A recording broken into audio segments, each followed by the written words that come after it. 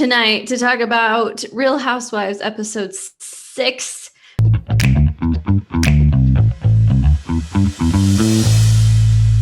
I'll tell you who was the whole thing tonight was Heather.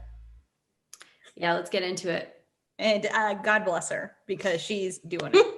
She is doing something. Literally doing it. Okay, well, Meg, first we start, and it's Sundance time. It's freaking Lisa's Super Bowl, and she's been bragging about this since the first second we met her, so it's fun to see her in action. What do you say? She's kind of a snooze to me, but anyway, it's her time to shine, and we're going to get more into Lisa in a minute. But first, then we go to Meredith, who's serving a real Death Becomes Her vibe.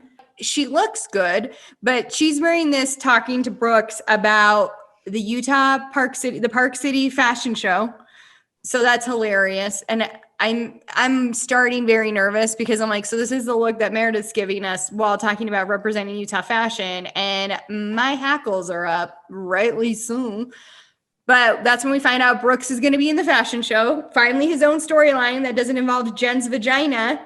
I'm excited for it. A couple of things here. They say that this is Salt Lake City's first ever fashion week, which is categorically false. They've been doing it for a number of years. And then Meredith says Park City is the cultural hub of Utah. And I nearly threw my shoe at the screen. But we're going to get back to Meredith too, because what comes next is my favorite part of the whole episode, which is Boss Girl, Lady Boss, Jen Shah, who also has her own marketing company.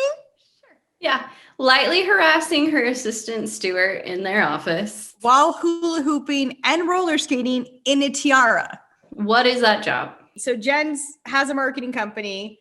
They're also talking about Park City. It's the only thing anyone's talking about this entire episode. I truly, in my core, believe that Jen has never once attended the Sundance Film Festival, and they told her she had to be involved for the show. And so she's talking loosely about Sundance. I don't think she knows it's a film festival, if we're being completely honest. I think she thinks it's a series of parties, which it kind of is. For but those parties, like Jen, it is. Yeah. But I don't think she's ever participated in those before this year. Yeah. So good luck. Okay, well, then we move to Lisa, and now we really get to see Lisa shine in Sundance. So she loves the standard she set. She does give Mormons a lot of credit for that, the Mormon church, because they tell you to be your best self. And okay, cool, whatever. You know what else he said is to respect your husband, but here you are using him as a delivery driver, Lisa, because all of a sudden Lisa's husband rolls up in a U-Haul, just dropping off furniture for her events, which she thanks him for and then goes inside because it's cold. I'm beginning to really think John hates being on this show. His interview? Every time he's on camera, his eyes kind of gloss over a little bit. He does look like I'm just getting it's that million-yard stare. Like how many years do we have of this? He gets interviewed and they ask what's it like working for Lisa, which I'm like, ugh. And he said, Lisa's a great boss, which I'm like, I hope my husband writes that in my Valentine's card. So next we get to see Whitney, and I'm never not shocked by Whitney's husband. This necklace, the gold chain. The whole vibe, he looked like he could be her grandpa. And I don't mean that as a dig. Whitney looks very young. She looks great. He looks very old. He does not look great. No. He's 52. He's 52. She's 34 and he's 52. I don't know. I know that women marry older men, but something about those two specific ages just really gives me the heebie-jeebies. But Whitney's telling her husband, she's hyped. Her husband, her grandpa, I guess just marrying your grandpa's a look for the Real Housewives of Salt Lake. She's telling her partner that Jen's coming over for a sleepover. For a hot tub party. I imagine it's a Tuesday night. So she's cutting up some limes and lemons, and Jen does show up getting dropped off by Stuart at 8 o'clock at night. Okay, so Jen gets sent to the hallway bathroom when he says, you can take this hallway bathroom because we live in Daybreak. We don't have nice things here.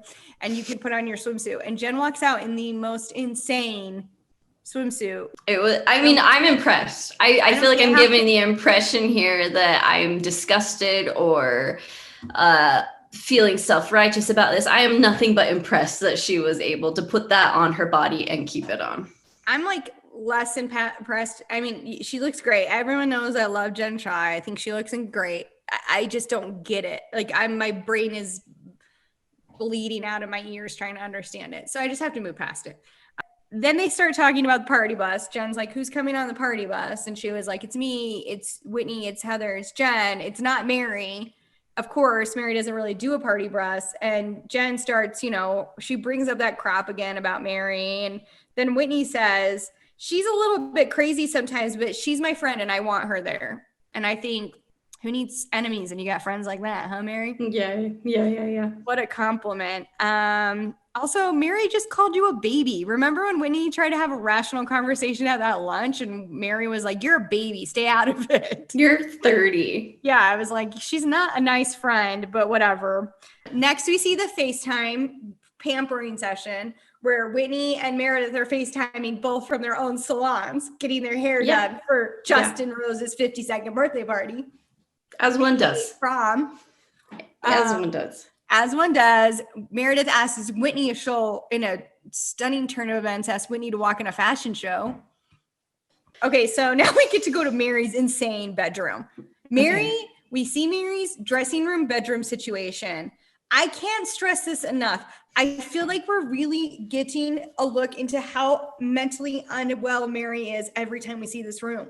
Okay, so then Heather calls Mary. Mary tells Heather, I'm just moving that groove, baby. Heather basically just called to be like, no one wants to mess up Justin's birthday, right? Because Mary's going to be there. And I thought, this is foreboding. Spoiler, I wish it was a little bit more foreboding. But yeah, it's Justin's birthday, all right? And he's going to party like it's his birthday. He's going to take a body shot like it's his birthday. And guess what, Meg? He doesn't care what you think because it's his 52nd birthday. But it's his 52nd birthday. Like, you do body shots when you're 24, 27, you're getting too old. 52? Then they all get on the party bus, and it's got to be the biggest collection of the worst outfits I've ever seen on TV together. Everyone on that party bus is so tacky, and I'm including Jen here. They're tacky. It's terrible. They're on the party bus. They're living it up. Whitney's getting money pushed down her pants by her husband's 52-year-old friends. They're having a great time. And this is when Heather was like, I love these birthday parties because Whitney really lets loose. And it's so fun to see Justin just embrace her. Yeah. And like, how lucky did that guy get? She is so hot. Like, she is a 10. And like you said, everyone's like, wow, Justin, what a good guy. I mean, I don't know. I'm tired. So they take the party bus up to where they say, this is Whitney, this is an impersonation of Whitney. We always go up the canyon in the party bus, have such a good time, where we go to my friend Catherine's house at Deer Valley, where we always get the VIP treatment. And this killed me. Like, oh, it's your husband's big birthday party and you impose on a friend at Deer Valley to give you VIP treatment? Like, you're not special. You're just like someone who overreaches friendships. They start to party. Catherine seems cool. I like her. I was hoping to see Sarah from episode 1. We didn't get a glimpse of her. But it seems like a pretty nice party. All the lights are on. Nothing says like freak dance with a 52-year-old. Like, put all the lights on. Mary shows up looking like Winona Earp. She's wearing an insane outfit, per usual. Yeah. Mary decides this is it. Jen's over there. I'm going to go do it. I'm going to go break the ice. She wanders over and with a very awkward, what's up? Yeah. At one point, someone says, is Mary still here? And Whitney says, I believe she's still here, but like refuses to turn and look and see if she's still over there dancing by herself. She was embarrassed by her, right? So Mary goes over to Jen and Jen was like, we need to talk about this another time. And then Jen proceeds to talk about the big fight. Yeah. Big fight where Mary interrupted her and blah, blah, blah. And like, I got to be honest, I was really thinking they were going to ruin Justin's birthday, but it gets diffused pretty quick. Anyway, Mary then says to Jen, whatever, this is under the bridge is how she phrases it. Let's put this under the bridge. And then she tells us immediately, I'm done with Jen. So whatever. That got diffused quick, unfortunately, because I really thought things were going to take off. Emily, don't worry. This won't be the last we hear of it. Then we cut to Meredith and Brooks having a real mother boy moment, which I would pay good money to see them in a mother boy pageant, and I bet they win. I bet they've done one. So they're talking about Father Marks will not be making it to the fashion show. So then he's really bummed his dad can't come, and Meredith's saying like, yeah, I'm bummed too. It's too bad he can't make it. And I'm like, oh, Meredith, did you forget you told him not to come back to Utah? Or yeah, that was weird. She kept saying he can't make it. It's too bad he can't be here, when she was the one who said, I need some space. You literally just told him you didn't want him around. So whatever. Okay, so then we get to cut to Heather meeting up with Whitney at the Punch Bowl Social, which I've never heard of and I'm fascinated by after this short clip. I'll probably go there once the pandemic's over. So Heather is talking about dating. And I want to say, okay, so Heather's talking about how hard it is to date. I think Whitney sincerely gives Heather good advice here, which is she's like, you got to put baby steps out there. You got to try if you want to date. I will say how I felt about Heather first episode to now, we've really made some large strides. And all my friends who watched the show after last week were like, Heather just keeps getting better. So, and she was like, I was on Bumble for 2 weeks. I got 4 dates. I was like, two weeks, 4 dates. That's insane. You're killing it. That's a lot. Yeah, that's amazing. I was on Tinder for like a year and I got like 1 date, if that. I think I had to pay for myself. And I'm pretty sure we went to Leatherbeats. So I'm like, Heather, you're clearly killing it. I just think like, she has a weird perception of life. I think Whitney gave her good advice when he was like, if you want me to be brutally honest, I don't feel like you're trying. Okay, so then we cut to Jen's house. Jen's getting ready for what she's calling a VIP party. This is the worst VIP party I've ever seen in my life. Meredith's birthday party was more exciting and flashy and like classy looking than this like weird party she put together. But then Jen gets ready. She looks great. She asks her son, how do I look? Scale of 1 to 10. And he says a 12. Come on. Oh, raise that boy, right? So then Heather starts flirting with a guy for Eternity's event. I don't know what he does, but she was good at flirting. Yeah, it was cute. I enjoyed it. I know. I was like, be confident. Heather, you're good at this. And then we cut to Brooks and Meredith inside their house. We have a smoke alarm going off. We have a flooding toilet. There's dog poop on the carpet. There's 2 humans yelling at each other over and over. Are you cooking something? No. What the hell? Are you cooking something? No. What the hell? Like on a loop. So Brooks is like, trying to get ready to go to this big fashion show, Meg. It's a big event. And he's not good with time because he's a creative and his anxiety through the TV is palatable. I'm like, I feel like I need to take a Xanax. She calls the maintenance guy. She says the toilet is flooding and it's setting off the fire alarms. And it's like, Meredith, you know that's not possible. You know that's not right. You know it can't be the flooding toilet that's setting off the fire alarm.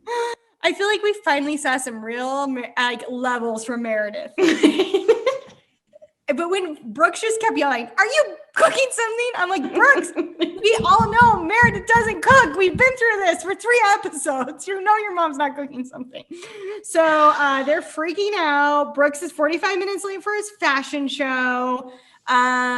We get there. Whitney shows up because she's walking. Whitney goes over to the fashion show coordinator who's wearing a jersey under a leather jacket, and I was like, does not bode well for this fashion show. Exactly my words. I'm like, this is not boding well for Utah fashion. I am nervous. I wanted to like tweet out, I'm not represented by this fashion show. I do not agree with this. Does not represent Utah because I'm stressed out. That's literally what I tweet out every week after every episode. Hey, just an FYI, this housewife said is not representative of who we are. Emily, I mean, next week is Christmas Eve. I'm sorry. We're not going to do a podcast on Christmas Eve. We'll for sure be back in 2 weeks. Until then, subscribe to the Hive Mind newsletter at hivemind.substack.com. You can read my recaps of the Real Housewives of Salt Lake City on thebeehive.com. And you can like and subscribe to this podcast. If you leave a review, that really helps us to be more visible in Apple Podcasts and become famous and hopefully be on TV ourselves one day, which is the end goal here.